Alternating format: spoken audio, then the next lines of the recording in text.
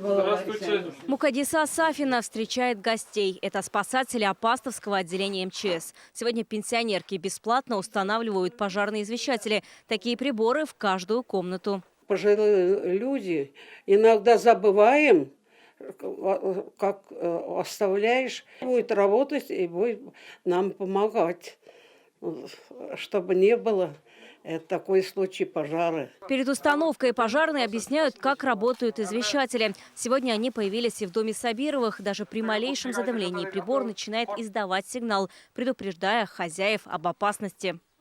Очень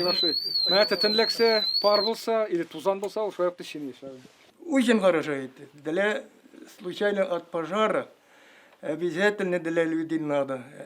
Каждому надо это. В селе Починок Янаева 38 домов, и люди живут в 30 из них. Сегодня такие пожарные извещатели устанавливают в 28 домах. В селе проживают 37 пенсионеров. По программе ранее мы уже установили двум одиноким пенсионеркам приборы. Еще у нас оставалось было 3 одиноких.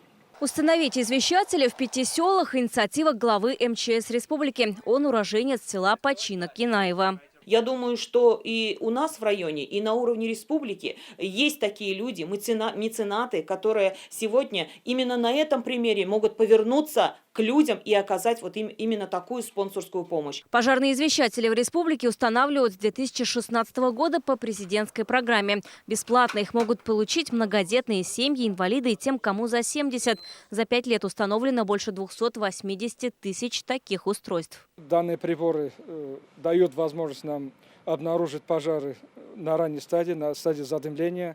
Вот приводя статистику, можно сказать, вот в целом по республике только с начала этого года на пожарах из-за своевременной сработки пожарных извещателей были спасены 55 человек. 2 недели назад пожарные извещатели услышали прохожие и вытащили мужчину из горящего дома в селе Пановка Пестричинского района. В прошлом году 14-летний Иван Павлинов из Алексеевского района, услышав сигнал прибора, спас 2 младших братьев.